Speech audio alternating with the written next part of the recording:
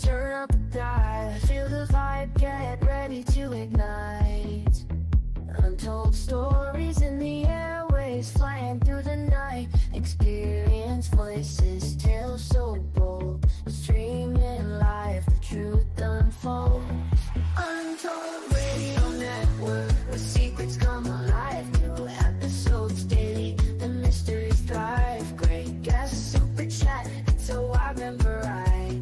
Share and subscribe, join the side where truth can't hide. Aliens in the attic, UFOs in the sky. Cryptids lurking, oh my, oh my.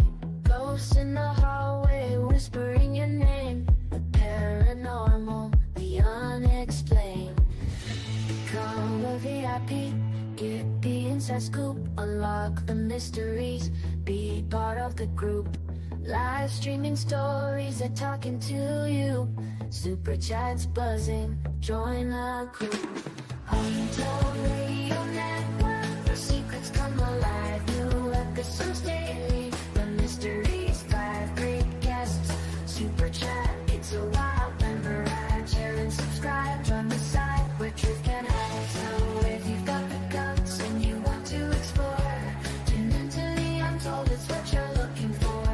From aliens to ghosts and all that's unseen. Untold Radio Network, where the world's mysteries convene.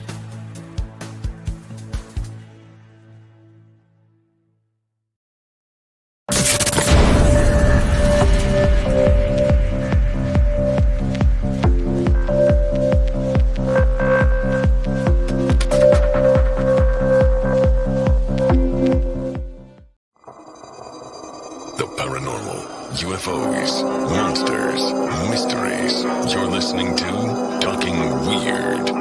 And now, from a cabin deep in the Northwoods, your host, Dr. Dean Bertram.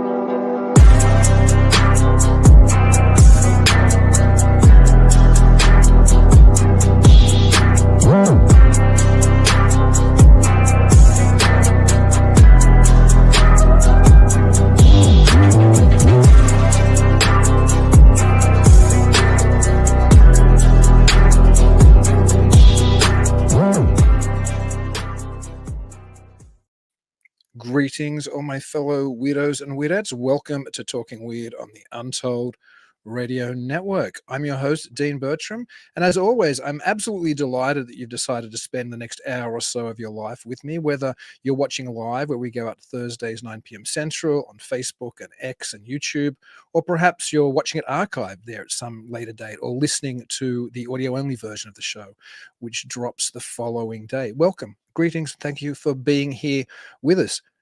Hot day in the Northwoods today, which is great because some of my pumpkins aren't ripe yet. It's that time of the year. I'm watching my pumpkin patch quite devotedly. We've got some which are ready, but there's some which are still green. I think they'll all be ready for Halloween.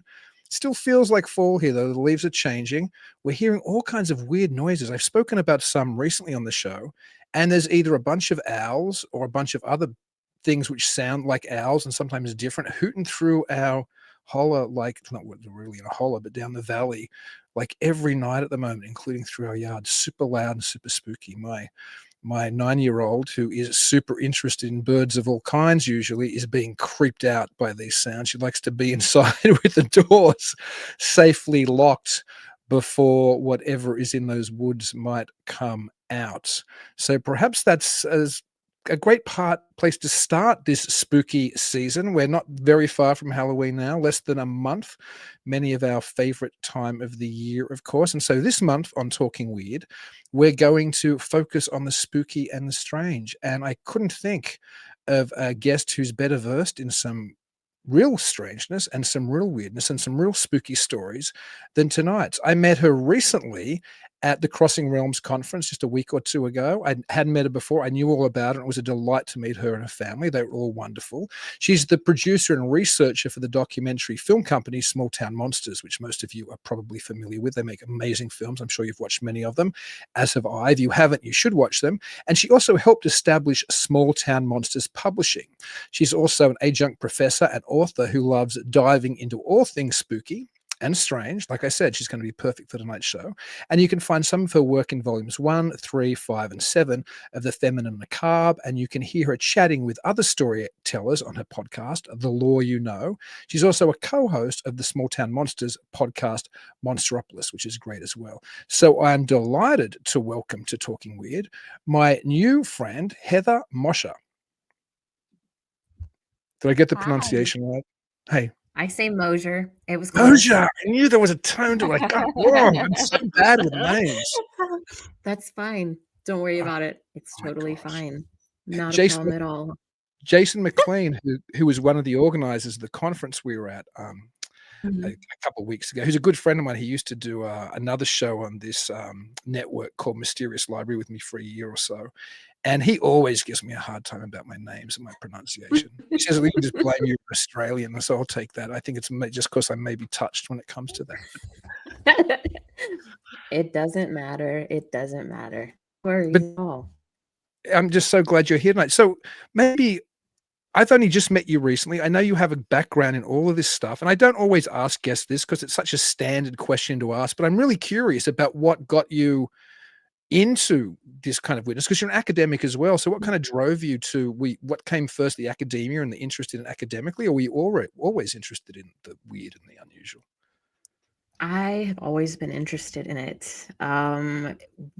Whenever I was little, we would watch every week Unsolved Mysteries with Robert Stack, which got my attention right away. One of my first nights where I stayed up all night out of fear was because of the Yeti episode, which involved like Lauren Coleman, a very young Lauren Coleman on it.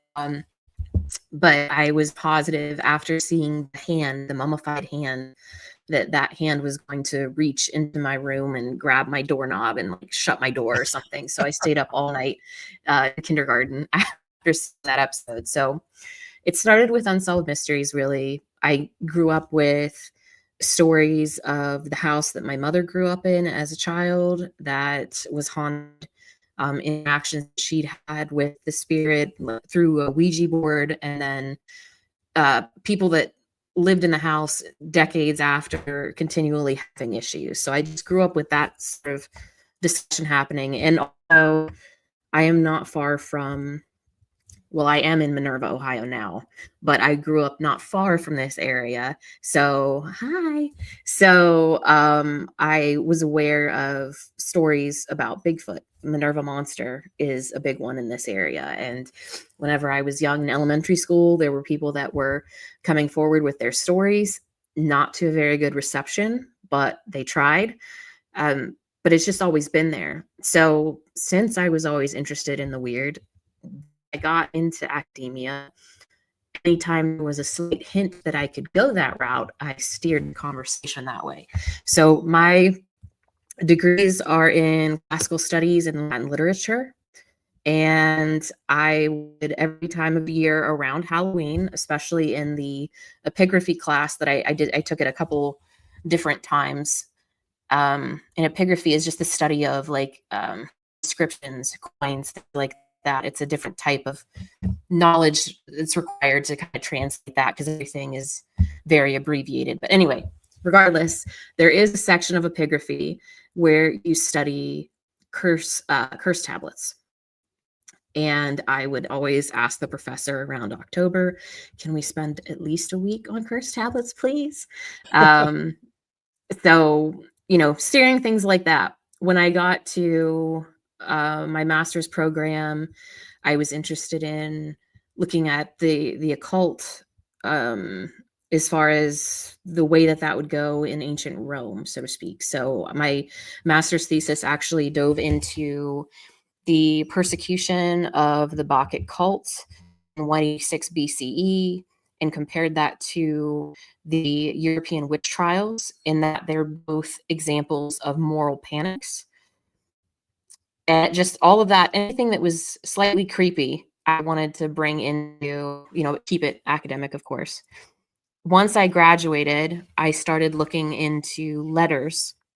And that's ultimately what led me to Small Town Monsters, is that I was looking into letters that accompany cursed objects. ones that came to my attention were the rocks from the Bell Witch Cave out of Adams, Tennessee. And people would take these rocks, bad things would happen. They'd send them back with a letter of apology or regret.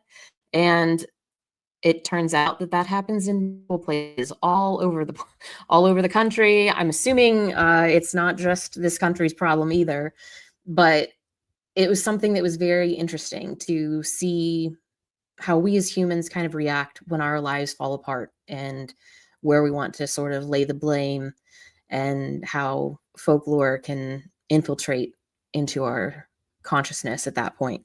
So I started researching that. I did a conference on letters specifically related to the Bell Witch Cave rocks over in Wales one spring.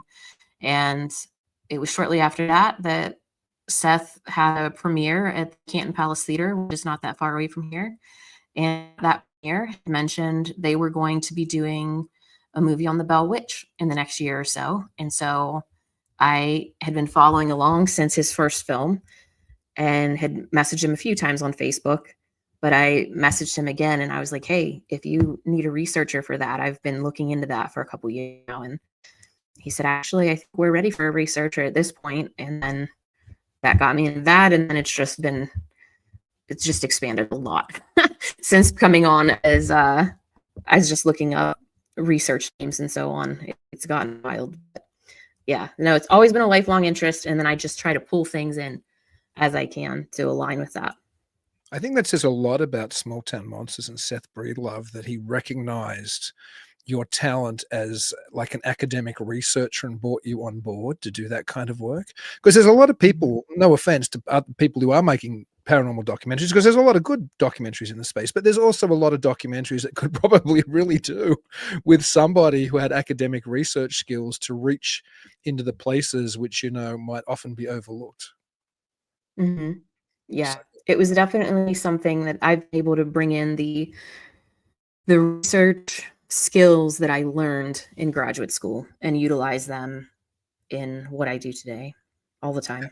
how great is that, though, that you can move on to that? We'll loop back to this in a minute, but I have to ask you something which I'm interested in myself, just as a side note, because you said you were looking at, I think, you know, Latin sources and the like. We get a lot of our understanding of things like the Celts and the Druids from Latin sources, right? Like I think it was when Mhm. Julius Caesar punched into that area into Mhm. British Isles that, you know, there's all these talk about how horrible the Druids were. Did you encounter Druid stories when you were doing that work? I did not when it came to that, because that was the thing that I focused on was the Bacchic cult in 186. So that would have been roughly 86 years before Caesar was born, because he was born in 100 BC. But I did focus on Julius Caesar actually in my undergraduate thesis, and how his memory shifted over time depending on who was in political power, because history is kind of written by the winners, right? And you kind of see how things change over time from when Julius Caesar was alive through many iterations of emperors, depending on how they wanted to present themselves to the public, is how they portrayed Julius Caesar. So anyway, that's neither here nor there. But yes, Caesar during the Gallic Wars, we have some of his writings on that. And with anything that they were outsiders, right? So they were looked on as lesser than in some ways, but also while trying to, and there's really no other way around it, while trying to conquer these people, one way to help bring them into society in a less, I don't know, violent type way, to get them to kind of agree with you easier, is to infiltrate some of their beliefs into your system. And so we do have hints of some of those older traditions from other societies that the Romans absorbed and then added to their pantheon as they went along. But when it came to like the Bacchic cult and the persecution of that, they were what was so unique about that particular moment is that those were Romans going against Romans. The Bacchic cult was something that was a Roman cult. It's just that the wealthy were feeling very threatened and needed someone to create an us versus them scenario to kind of regain power and expand some of the powers that they ordinarily would not use to try to regain control of the society at large. So they went after their own people. But yeah, anyway. We could have you on and do a whole Talking Roman episode. Yeah. No, actually, at the moment, I homeschool my daughter, and we're at a period in our history curriculum where we've just punched past the fall of Rome, and then but we're still like we have textbooks we use, but I also, we watch documentaries for the fun of it, and we were just looking at some of the clashes within Rome, so it's fascinating. I'll probably play this for her tomorrow because she may be interested in it. Anyway, back to something you said more in the weird space before. And it's one of the things I like about your approach so far, only having known you recently, but listening to your one and watching your wonderful presentation at Crossing Realms, is that when you were talking about cursed objects a moment ago, and maybe you could elaborate on that a little bit, people sending back the objects and sending back the letters, and maybe and letters with the objects that they return, maybe you could give some examples. But you made the point of saying maybe it's them this isn't the terms you use, but you were suggesting maybe their own misfortunes that mightn't have anything to do with those objects, they then kind of, attach or project onto that experience. So I don't know if you could maybe elaborate a little bit more, because it's absolutely fascinating, and talk about maybe some of those examples. And yeah, that'd be great. Absolutely. So when I talk about these particular scenarios where people have taken objects, so the Bell Witch Cave, they take rocks. Sometimes there's been letters that have come back where someone took a coin, or some people have been sent back their shoes because there was some dirt left on it from the cave floor and they just didn't want to risk it. But what we've seen over time is that if people take something from these locations that have some sort of paranormal lore behind them, or like a bloody history, because this is something that happened at Gettysburg as well, which now has its own paranormal connections, but there's just no way to get around the violence that was associated with the region. Anyway, all of these places that have these kinds of ties to them, people come in, they want to take a memento, they take a stick, a rock, a coin, whatever, and then they leave. And if something goes wrong within the general, like, immediate future after taking something, then as humans, we're always looking for answers. We're looking for stories. We want to understand why. And it's easy in those moments, especially when you've already been influenced by a story that you've been told. It's easy to say, well, I did take something from the cave that I shouldn't have taken. I saw the letters on the wall of the gift shop that warned me not to do so, but I was curious, so I did it anyway. And sure enough, on the way home, all 4 of my tires went flat, or something like that. Some of them are much worse. They end up in the hospital, they get a divorce. Someone's severely injured. Someone went to prison in one of the letters. But all kinds of horrible things occur. And then they're looking for a reason why.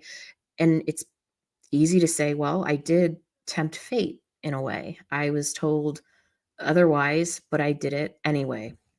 So we have examples of that. I say also that, and it's not just my idea, because there is this, and I mentioned this, I wish I have the book. I just don't have it in the room with me right now. But I mentioned this at Crossing Realms. There's a book from the 90s called Power Stones.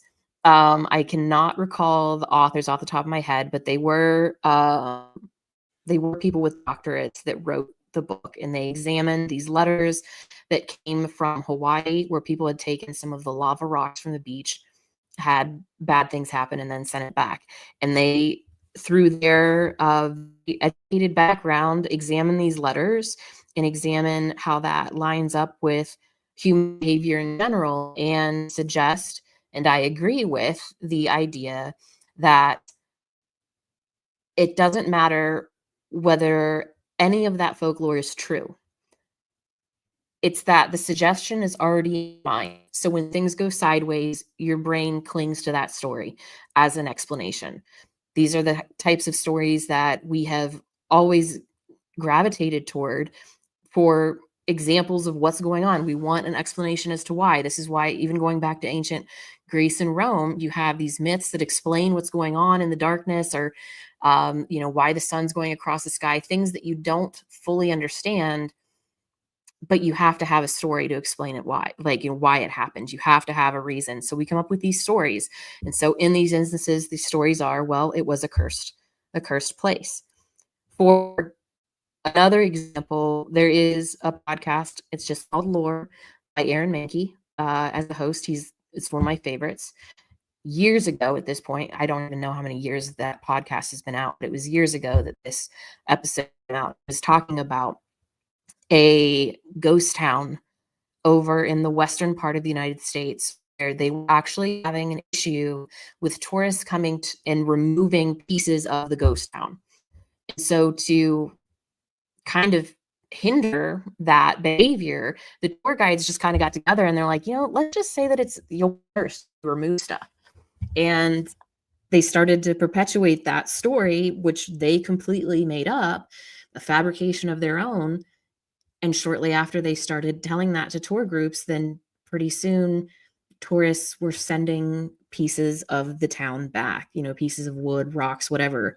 And I find that completely fascinating that we have actual examples where someone has admitted, yeah, we made that up in an attempt to hinder people from doing it. And to be honest, I don't know as if it really hinders people. I mean, it hinders people, but we also have the daredevils, right? We have letters actually from these places where they're like, yeah, I heard it was cursed. I wanted to test it out. And so they do it anyway. Some people, that's a reason to take something. But either way, it didn't stop people from that particular ghost town. It just caused them to feel regret afterwards and send them back. So, yeah. I guess there's almost three possible explanations. One, of course, is that they are cursed. The other is perhaps the more seemingly rational explanation that people then attach any misfortune to the cursed object that they brought home.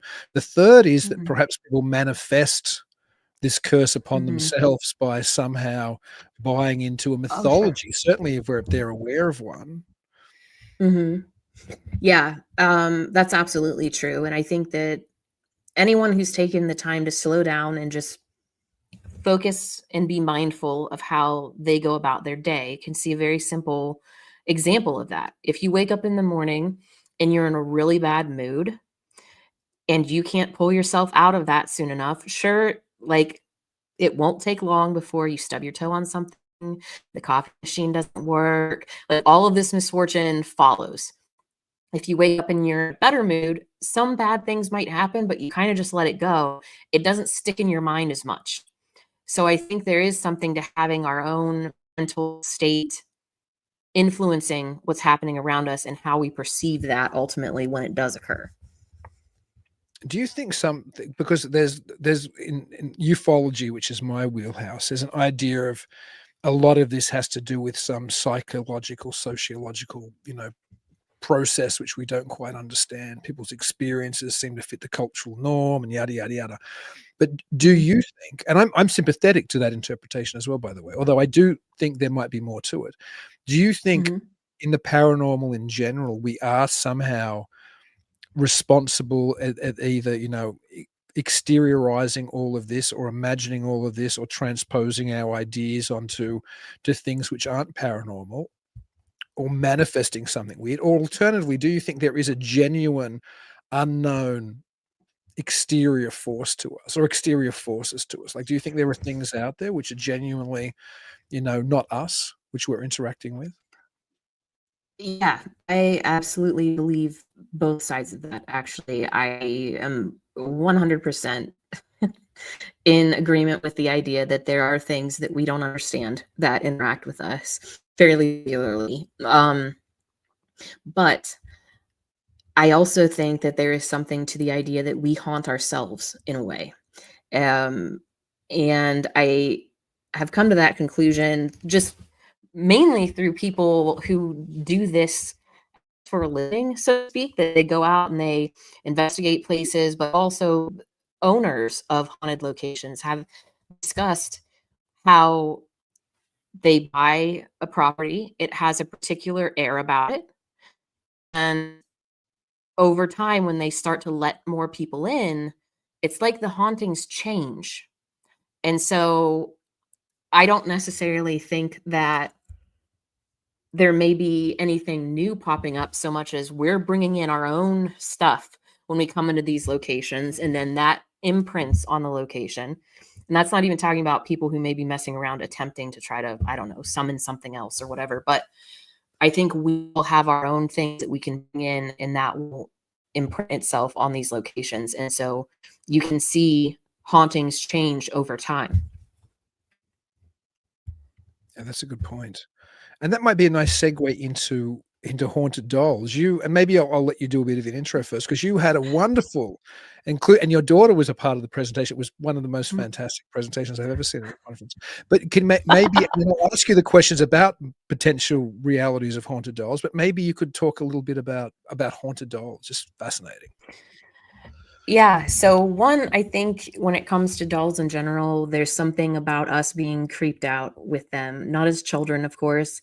As kids, we think that, there are companions, we love to play with them and emulate that they are actual beings. But when we become adults, we start to get creeped out by the idea that there's a doll sitting at the other side of the room, and maybe did it just turn its head? You start second guessing, is it staring at me? And I'm sure that pop culture has partly to do with that when we have stories like Chucky. But whatever. Haunted dolls in general, I think I want to say, I'm going to word this very carefully. When people talk about haunted objects, I feel like dolls are one of the first things to come to mind, not only because we just naturally think they're creepy, but because there seems to be an abundance of them. There are things that claim to be haunted dolls. Whenever you look throughout anything, pop culture, you can even go on eBay and type in haunted dolls, and you're going to find a ton of them, because we think it just makes sense to us that, yes, a spirit would attach itself, or whatever attaches itself to something that looks like a human. That's more appealing for whatever reason in our mind. And so that makes more sense that, of course, something attached to a doll versus a pen. But why? Why does it have to be a doll? If something is going to attach to any type of material, why does it have to be something that looks like a human child? It doesn't necessarily make sense that would be the only things that are haunted, and they're not. I mean, we have stories. I give a few examples in my presentation as well of haunted things. Like we have the Hope Diamond, James Dean's car. Of course, the really famous ones are Annabelle, of course. Rob the doll is another one. And when it comes to the dolls that I have that I showed at the presentation, those ones are also extremely interesting. They come from, again, the Bell Witch Cave. What's odd and helps inform some of my opinions as to how folklore shapes things over time is that these dolls are not, it's not like these came from the cave. They just pop out of nowhere. They're not something ancient by any means. The owners of the cave buy antique porcelain dolls, and then they paint their faces up to look creepy, and then they put them on the shelf and sell them. So just proxy, they're not in the cave or anything like that, but by proxy, they're near the story of the Bell Witch. And what has started to happen is that people buy these dolls, take them home, and this is something they bought. It's not something they stole from the cave. They didn't steal a rock. It's something there was an actual fair trade for. They bring them home. Things start to go sideways. They're sending the dolls back. Or in one instance that I gave at the presentation, there is a doll named Blossom that, instead of being sent back to the cave, they actually sent them to a museum that acquires haunted objects all over the country and world. So they're getting rid of these dolls, but the dolls aren't part of the original lore. It's something that is shifted over time just because it's in proximity to the cave. So yeah, I brought for this presentation the two dolls that I have from the Bell Witch Cave. And the second one was purely for fun when I got it, because it involved making the guys from Small Town Monsters bring it back to me from Adams, because I was not on the filming trip when they filmed the interviews down in Adams, Tennessee for The Mark of the Badge. But I did have my friend who works at the cave send one of those dolls back home with them, and they were mortified because they had to deal with this creepy doll for 8 hours on the drive home. And that's all I really needed out of that. But the first doll was one that my daughter picked out. And that one, I think some would say, is creepier, just based on the way that it was obtained. And it was obtained because my daughter, who was 4 or 5 at the time, had walked into the gift shop ahead of everybody else. We had just left the cave. And anybody who's familiar with that area, you come out of the cave, you have to go up a pretty steep hill and then across a field, and then there's the gift shop. She took off in front of everybody and got up to the gift shop, and I walk up shortly after her, and she's sitting on a bench, and she has this doll in her arms. And as soon as I walk in, the girl behind the cash register, who is the granddaughter of the owner, said, "Heather, I'm so sorry. I tried to get her to pick anything else." And I was like, "Why are you apologizing? What's the big deal? Why are we worried?" And here she goes to explain to me that the week, it was about 7 days before we got there, this doll was up on the top shelf, which would have been like 6 feet up. It's pretty high, 5 to 6 feet up. And the gift shop was full of people. And the doll comes flying off the top shelf in front of everybody, hits the hardwood floor, somehow does not get smashed or anything, even though she's porcelain. It survived, but everybody kind of paused because no one was near it. The wall, at least the last time I was there, when this happened, the wall with the doll was behind the cash register and so on. So it's not like you can walk right up to them. It wasn't bumped.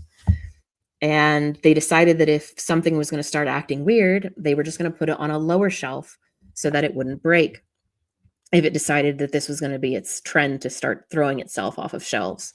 And what that ended up doing was putting it at eye level for my 5-year-old the next week when she came in. And so she saw her, and has since explained that she felt that this doll, who she has named Sasha, was sad and wanted to come home with us. She wanted a new family, and she wanted her. And I, at that point, just went off of gut instinct, which was, I didn't feel any threat. I didn't feel any sense of dread or anything like that. So I thought, well, we'll try it. And I guess if things go sideways, I can always mail it back, or I can mail it to my friend who's got the museum. Like, it doesn't have to stay here. But nothing ever went poorly with that doll. Odd things have happened around her, but nothing enough for me to send back the letter. I take your point before about why would something attach itself to a doll and not to a pen, but just playing devil's advocate, and I'm not like a debunker, but I'm a skeptic on a lot of this stuff. If you were an entity, a doll might be more attractive. The anthropomorphic shape and everything to go into, or to attach with, and to hang around. And again, Chucky's an obvious example. Yeah. And you can be, and probably that does have a lot to do with it. But I think you're right. Just generally, throughout all of the broader Fortean space, things which look like us but aren't us, whether it's a Bigfoot, or whether it's a little gray alien, or whether it's any entity, any fairy, any demon, any doll, it's scary because it looks like us but isn't us. So that's where it hits us psychologically. But the reverse is perhaps if there's a paranormal psychology, it's like, well, I'll go into this thing that looks like a person. Yeah, I think that's absolutely a possibility, and that makes sense as well. I think sometimes of the stories of people that believe someone that they knew, or someone from their family or whatever, are attached to things that they found valuable to them. So sometimes it's a ring or a bracelet, or something like that. Even stuff like when you go to pop culture, you look at the series like Supernatural, and the idea if a ghost shows up, what is it attached to? What piece of clothing or jewelry or whatever, yeah, Gumby. What is it attached to, and then finding a way to destroy that thing because the spirit attached to that. But I think there is something appealing to the dolls, especially if you want to start pondering, like, what was the ultimate purpose for possessing the doll? Was it so that you would get picked up? It's something more attractive than, say, a pen on the side. Like, what is your goal? Is it to leave this area? Yeah, it's all kinds of cool stuff to think about. Yeah, it's a very strange space that we occupy. And what a wonderful time of the year to talk about. Before we go elsewhere, maybe because it is the Halloween month, what are some of your favorite Halloween traditions, or what do you like about the holiday? What are the things that draw you? And I mean, I don't even know if you're into Halloween. I'm assuming you are, but what are the things you like? What do you like about it, and what do you do, and what are the traditions? Maybe even some historical stories. Anything you want to say about Halloween at all? Yeah. So when it comes to Halloween, I am a firm believer that it is a state of mind, not time of year. It's just that this is an extra special time of year because everybody gets on board.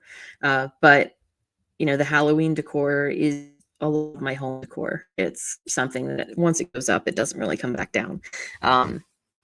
But for Halloween, October, one of the things that I have done every year since having children is that when it comes time to wake them up, since they become school age, I should specify that when they have to get up in the morning, I've created a Halloween playlist. And instead of just waking them up normally in the morning, I will come into their rooms with a Halloween list going from October 1st until Halloween. That's how they get woken up every day. And so that's a yearly thing that we do. Watching scary movies is something that we do a lot. It's always fun to go find pumpkins and everybody pick out their own pumpkin. Every year I try to let the kids go and pick out their own Halloween like themes that they want. They can decorate their room however they want each year. And it's really simple to do. I mean, you could just take them even to the dollar store and they've got a whole aisle full of stuff. And the one year they went all in on skeletons. And so we had just dozens of skeletons around the house and in their rooms, even the ones that don't make any sense, like an octopus skeleton type thing. Like it's not accurate. Whatever, it looks cool, so it doesn't really matter. It's always a big deal to go to Spirit Halloween at least once, even if we don't bring anything back from Spirit Halloween because it's super expensive at times. We still like to go. And trick or treat, of course, every year is a big deal. And yeah, I'm trying to think. I know there's something. Oh, trick or treat, it happens regardless of what's going on. And I mean that, for example, during COVID, we weren't going door to door to get candy. So the solution to that was we set up like a party in the backyard for the kids and the neighbor girl who was a best friend of ours. And we set out treats around the yard and they had to walk around the yard. They were in costumes. We had food and everything, just a little Halloween party. Or when they were very young and it was too cold, like pouring down rain during trick or treat, we just turned the inside of the house into a haunted house and then like set up lights and stuff to guide them along. And they have to stop at different places and pick things up.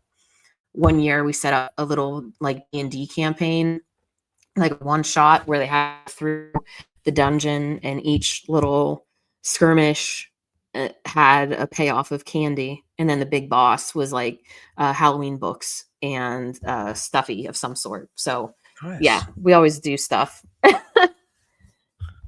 No, I've always loved Halloween. Living in Australia, of course, Halloween was an incredibly big deal when I was little. By the time I grew up, we had the American commercialism, and then so there were, obviously Right. college Halloween parties and stuff, which I always enjoyed. I always used to throw big ones. But as a Yeah. kid, I did it because I was already so infused with the paranormal and with American culture. So I'd have Mhm. Halloween parties, fancy dress parties with my friends, and then we trick or treat, and people would be like, what trick or what? They then would be like, Harry, that's an American thing. Oh, okay, you know. It was so alien to the Australian experience. But now I have a child in America, I get to partake it with it, you know, at that trick or treat level possibly. And I live in the middle of nowhere, so we don't get any trick or treaters here. But we go to a small town near us, which has maybe a town of 800. And it's so small and it's so old fashioned. It still feels like Haddonfield or something in a 1978 like Halloween movie. It isn't the big, not that I mind the big gaudy Halloween decorations, but it doesn't feel like that. It still feels like I imagine kind of what it would have felt like when I was a kid. So yeah, I'm several, and of course carving pumpkins is a massive part of my experience as well. I love, even in Australia, I would carve them and I would leave them out, like the idea that it guides the dead or it keeps them away or whatever the purpose. There's some link back to the old, you know, Gaelic and Celtic traditions of lighting something because of the dead or because the fair folk were out or something. So I won't lie, I'm a big fan of this. Yeah, I love Halloween since I was young, and I remember even begging my parents to drag the Halloween decorations out. It would be like Easter or something. I'm like, can we get the Halloween stuff out? They're like, no, it's not that time of the year. I'm like, oh, I knew where it was. So like I could have, but I was also an only child. I mean, I have half siblings, but I was the only child in the house at the time. So it's not blaming on somebody else if I'd done something I shouldn't. But you can bite into it hard when you're a kid. Like my daughter, during actually I guess the first year of COVID, she already knew what Halloween was, and we always watch things like, we've got a bunch of Charlie Brown movies, so she's the Great Pumpkin. She's, you know, incredibly familiar. She wanted to have what she would call pumpkin parties, pizza parties. She must have remembered that we had done it like maybe the Halloween before. So even during the year, the high summer, she'd have pumpkin party, pizza party. So we'd get like candy and we'd make pizzas and we'd watch Halloween things. So very much like your description of wanting to do it when you were a kid. Yeah, what I've done, 'cause when I was younger, I always loved Halloween, and they did decorate for Halloween and stuff, but they weren't like super celebrating it as parents like I do with my kids. They put more effort into Christmas, where and the magic of Christmas and the decorations and all that stuff, where I have reversed that. Not that we don't celebrate Christmas, because we do, but the emphasis is on Halloween by far. I'm like, this is spooky season. We're going all out. Hi. But yeah, we do stuff for Christmas, but not as much.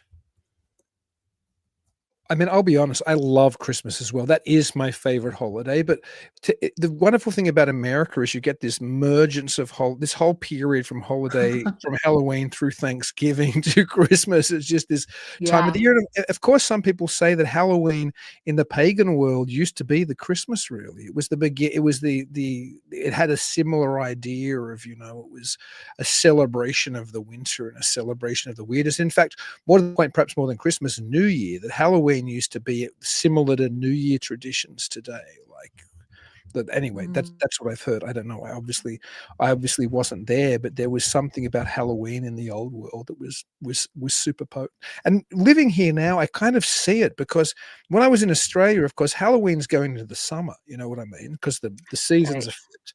But when I live here in the North Woods of Wisconsin, you're really conscious of that seasonal change, which people would have felt in the old world as well. You know, that the harvest is in, or you failed and you're not going to get through the winter. You know, the trees are going, you know, the leaves are falling, the days are getting noticeably shorter. It's getting noticeably creepier. Even my daughter feels it now. Like I said at the beginning, the weird noises we've had, which are probably just owls, but because the days are getting shorter, she's out there closer to that, you know, probably nighttime. So I certainly feel it here. I'm conscious of what it must have been. I never was in Australia. I'm conscious of what it must have been like to have been in the old world. Am I frozen, by the way? You are frozen, but I can hear you. It happens sometimes. What I'm going to do is I will quickly reboot when I say reboot, I have to go off StreamYard and back on StreamYard to fix it. Okay. We had a question, and maybe you can. Do you like horror films? I do. We had a question. I do like horror films. We had a question. So maybe you can talk about a couple of them, because Bob Antone, who's a very good friend of mine and a very good friend of the show, He's been on a number of times. In fact, he's our guest not next week. Jason Hewlett is our guest next week, talking about the new Small Town Monsters Wendigo film. And the Yeah. following week is going to be Bob Got Antone. this book coming out. Yes, Mhm. that's Jason's book. Yes. You've got it right there. We'll be talking about that next Mhm. week. Yeah. But maybe you could talk a little bit about some of your horror films while I fix this. Sure. Yeah, absolutely. So when it horror movies, I grew up in the early 90s, so I was heavily influenced by the horror movies of the late 80s and early 90s. And when it comes to favorite horror movie, growing up, it would have been the original Nightmare on Elm Street, even though it terrified me to no end. I remember very vividly when I learned that Nancy, the character Nancy, is the actress's name is actually Heather. So I was like, okay, well, if Heather can beat Freddy, then I can beat Freddy. I mean, later on, it doesn't go as well for her, but it got me through the scary stuff in the beginning, in the first few years of watching horror films. But Nightmare on Elm Street is something that just always stuck with me for some reason, and I have no idea why. I love sleeping and having dreams, and the idea of something that could ruin that entire experience is horrifying. But whatever, that's the one that I've always liked. As far as more recent ones, of course, I think anybody that is even close to my age would say the Blair Witch messed with you.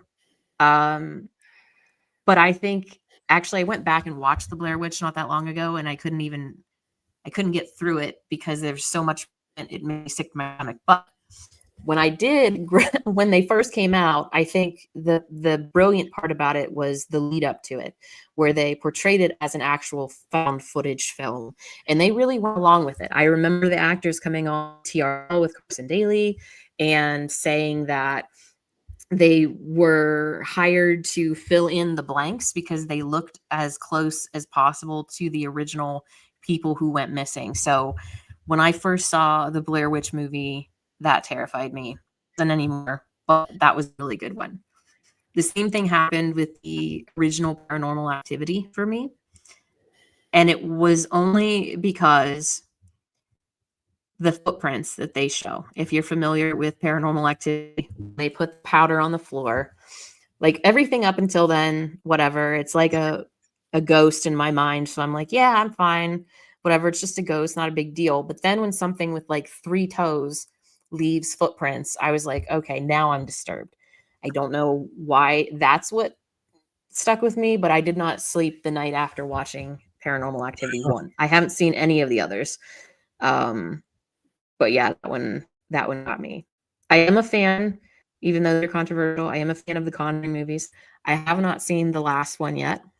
I'm waiting for that to come out streaming, which should be soon, but I find them entertaining. I don't get them a historical perspective or to see how true they are to the original story. I don't get into the weeds with the Warrens and the whole controversy with them.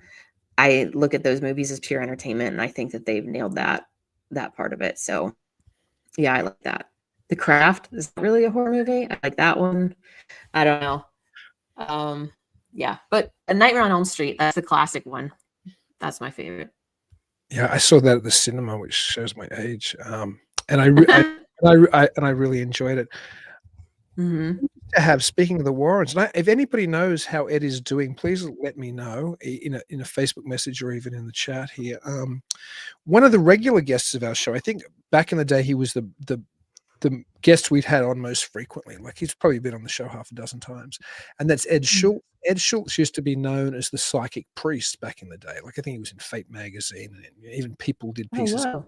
But he was a genuine ordained priest in one of the non-Catholic kind of splinter off, groups where you get married and other things. I don't even know. What is it here? I can't even remember is it Episcopalian or something? I don't know. I'm not an American, an expert necessarily on all the American different branches of Christianity. But whatever he was also an exorcist for the Warrens. Like he knew the Warrens personally. So he was able to come on to the tales about, and he was while he was definitely somebody who was spiritual and interested in the paranormal, and he did all kinds of cool remote viewing experiments and other things for us, he was always skeptical of the Warren interpretation of what was going on.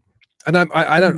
I don't get into that fight as well about, whether it was Yeah. demons or whatever else. I mean, they're all fascinating stories. I have not, as a horror aficionado, I have not seen the Conjuring movies. I need to Really? see them. I saw Paranormal Activity. I did a promotion for it with my festival in Sydney when I ran a Night of Horror International Film Festival in Sydney. Now I run it here.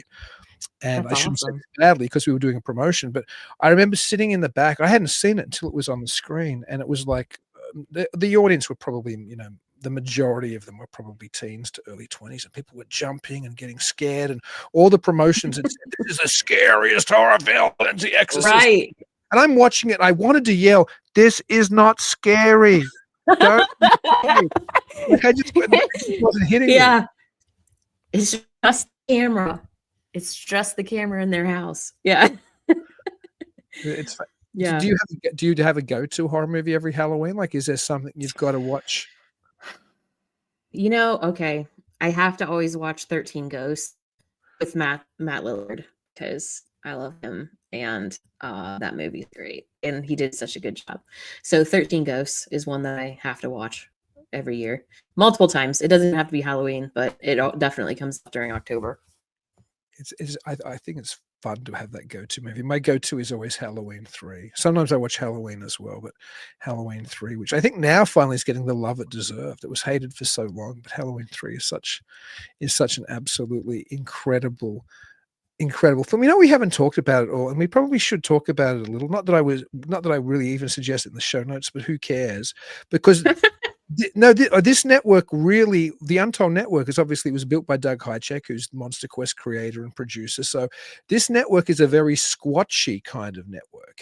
There's a great Mhm. love of cryptozoology and cryptids here, and I mean, I'm certainly interested as well, even though it's not my wheelhouse. You being one of the key players in Small Town Monsters, it kind of is your wheelhouse. So Mhm. so is there any Bigfooty stuff you'd like to talk about?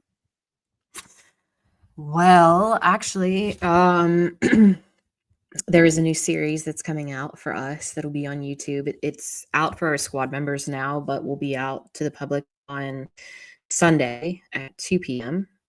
Hmm. And it's called Investigation Bigfoot.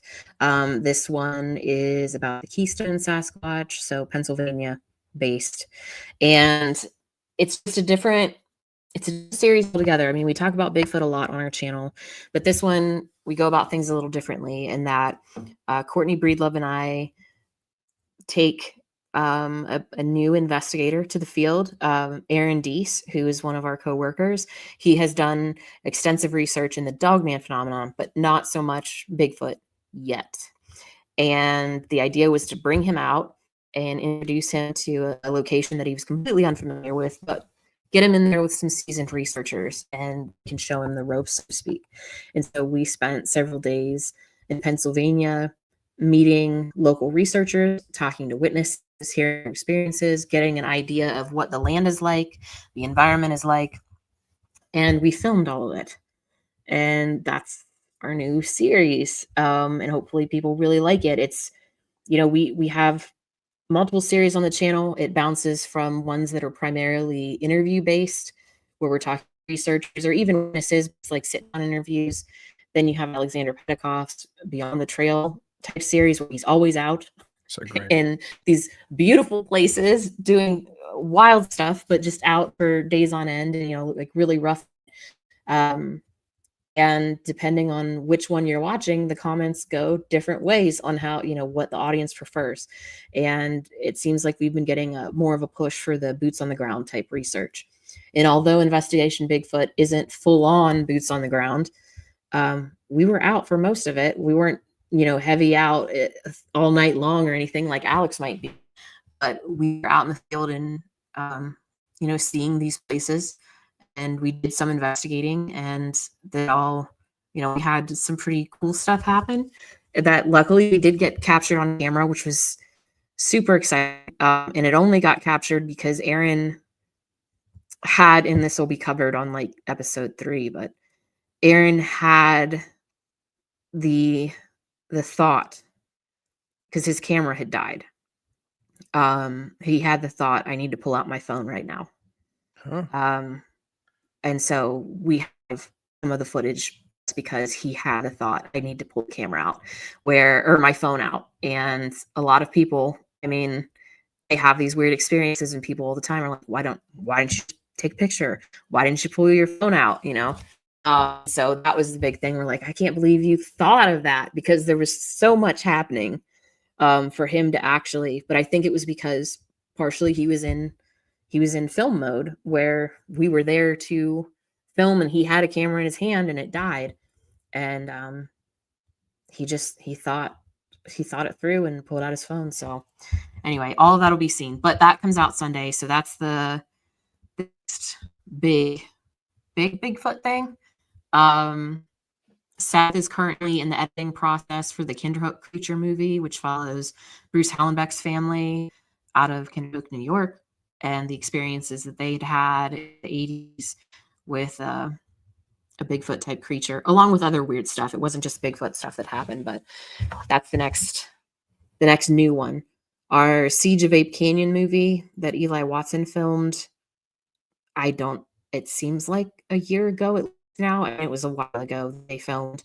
It premiered in the spring. Our Kickstarter backers have had it for a while, but we're just getting it out for distribution finally, due to hiccups beyond our control. But it's coming out soon, like the next month, so that'll be out for a wider audience, and I'm excited for people to see that. So I'm excited. Yeah. So I love both Alexander and Eli. So anything they do, I follow. So I'm super for Eli's new film as well. And Ape Canyon is one of the canonical Bigfoot tales. Like, it's something which, to me, it might be the most interesting Bigfoot tale of all. Yeah. So to see Small Town Monsters do it, I cannot wait. Yeah, I'm excited to see how people take it in, and it does a great job of preserving the story, but also talking about the modern day research that's gone into it. I mean, you can't talk about Ape Canyon without Marcel. He's fantastic too. I have his book that how he did that. Yeah, it's such a great book. Mark's great too. Yeah, I'm looking. Yeah. Yeah, so he's heavily involved in this. So you're going to see Mark Marcel a lot in that movie, and yeah, I'm excited to get it out. I'm excited to see your upcoming series. Now, were you filming as well? Because you mentioned that Aaron pulled out his phone when his camera died. Yeah. So normally I am not the one running the camera. I can do, I set up the interviews. I do the interviews sometimes, scheduling, research, all of that stuff. But the cameras were always like, no, I don't touch the cameras unless it's something because Courtney and I had recently been going out by ourselves, and we filmed, we filmed the Monroe Monster special that was on YouTube several weeks ago. It was back in July. That was the first special that we did together, just the two of us. And if a camera's on a tripod, I can turn it on and I can hit record. Like, I can do that. But aside from that, it's hard for me to hold the camera and keep it steady, just because I naturally shake anyway. I've done it since I was younger, so it's hard for me to keep a camera steady. However, when it came to filming this particular series, we had gotten a new camera that has like a little gimbal thing on it. So it steadies itself anyway. Whether if I can't move it like this or anything, but just a little movement, it still stabilizes. So I got to run a camera. And it was fun. It was really cool. During interviews, trying to get a different angle because Aaron had like the actual point of view type angle. He's talking and doing a lot of talking, and he was right there with the camera. And then Courtney and I would walk around and get various sides of the interview as well. And it was a lot of fun. I really liked it. I named the camera Stanley. So yeah, I liked it enough to name it. Do you think going forward you'll be filming more in upcoming, like, future Small Town Monster projects as well? Yeah, we already have plans to do something in a few weeks, and I will have to, because we're kind of at a position where if Courtney and I are going to be going out by ourselves, because the guys are editing or getting things ready for YouTube, you know, all of the other stuff. But we still need content filmed, and Courtney and I are going out. I kind of have to. So it's one of those situations where, like, by necessity, I got to figure it out. But I think I can do it. I think I can do it. Fantastic. It's exciting. Filming is so much fun. I'm glad that you're getting into it because I think when you are behind the camera, you have this almost, obviously you're not necessarily in danger, but I understand how they talk about war photographers who you kind of, everything else doesn't matter but what you're capturing. Like you become very focused on, I want to get this right. Like nothing else around you kind of matters. I'm assuming you have that kind of feeling as well when you're shooting. Yeah. What ended up happening the one evening when we were filming at dark, I at one point actually put the camera down to help guide Courtney, because when it's dark and you're using just night vision, the camera, your face is blinded by the screen, the camera. And I put my camera, because I was like, we'll have an angle, we don't need to for this, and helped guide her through the woods so that she wouldn't end up breaking her leg on down limbs or rocks or whatever, because there was a lot of stuff to trip over. And I mean, that's things that I've done in the past when we've filmed at night where I help guide people. But I could tell that things were starting to get really amped up. So at one point I was like, I can't film right now. Somebody's going to break their leg. I don't want to break my leg, and I don't want to watch somebody else do it. So I will just help guide people. I'm assuming most of our audience know how to watch Small Town Monsters content, but just in case they don't, what are the best places to go to get a hold of it? So if you go to YouTube and go to Small Town Monsters, our channel, you can find hundreds of hours of content there. Every week we're putting out at least 2 new episodes of something. It changes week to week what particular series we're putting out, but every week about 2 hours of new content. So there's always something to watch that you haven't seen before. And if you're interested in our movies, some of them are streaming on places like Tubi, so you can watch free. Some of them are on YouTube. The newer ones you're going to be able to find on places like Amazon, or if you're into like physical media, you can go to smalltownmonsters.com/shop and buy the physical media. I know it's a dying thing, but hey, if you want to have it for nostalgia or something, you can grab it there. I found out when I was at the Crossing Realms conference, I bought your Bell Witch movie on DVD. How could I not? Yeah. Yay. Yes. And yeah. Speaking of that convention, just quickly, you had a lot of wonderful books that you'd written articles in as well. How do people get a hold of things like the Feminine Macabre that you've written in, or other things? Where do they find your stuff that you've done too? So if you go to Amazon and you type in the Feminine Macabre, that is each volume is a collection of articles and essays by women in the paranormal or cryptozoological field. That's why it's called Feminine Macabre, or females or female identifying. I should clarify that. But anyway, you can get that on Amazon. I am in volume 1, 3, 5, and 7. I aimed for the odd numbers. So 1, 3, 5, and 7, various topics.